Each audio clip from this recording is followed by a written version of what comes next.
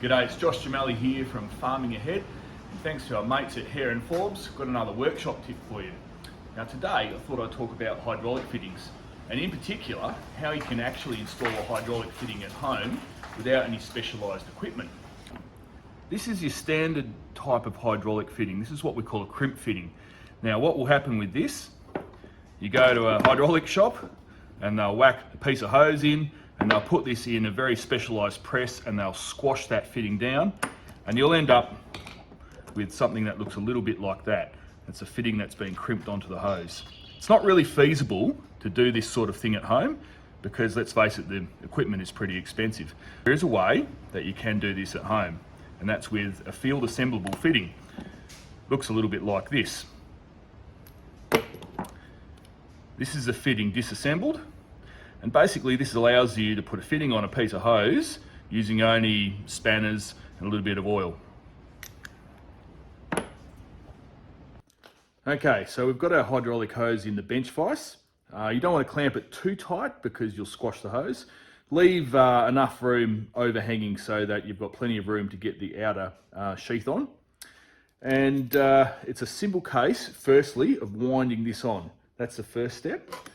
Now it's got a left-hand thread in it, so make sure the end of your hose is cut nice and square and clean out any debris inside the hose. You probably want to start this off by hand, just so it bites nice and square, and then we just wind it on with a spanner.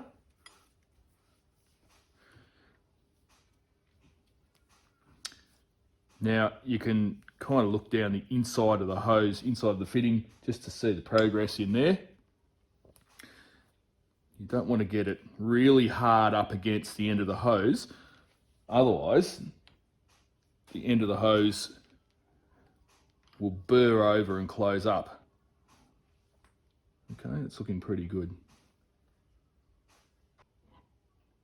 Okay, so I've got our hose out of the bench vise, and we're going to mount it now by gripping the outer sheath. So once again, not too tight, just tight enough to hold it. And the insert is going to go, it's got a right-hand thread and it's going to go down the inside of that fitting, and it's going to sandwich the hose in between this taper and the outside sheath, which will force that hose out into spiral thread on the inside of that and grip the hose nice and tight. Now it can be pretty hard to actually screw that in, so what you generally will do is give that a little coating of oil before you get started. Just so happens we have the oil can sitting here. Bit of oil. Okay. Sometimes it can be a little bit, needs a little bit of force sometimes to get that thread started. If you find that it's very hard to get that in there, you might have closed the end of the hydraulic hose over, in which case you probably need to take this out, back that off, or actually take the fitting off completely, cut the end of the hose square and start again. Okay, so we just now screw it down. So this is a right-hand thread, and it'll take a bit of pressure.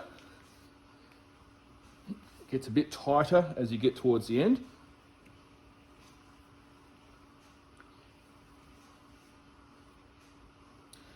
And you kind of want to make sure there's a little bit of a gap there between the underneath of the nut and the shield. You don't want that hard up against it.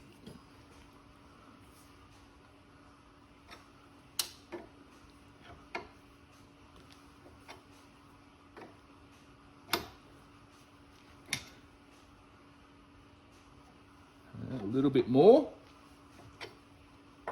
and we're done. And there you go.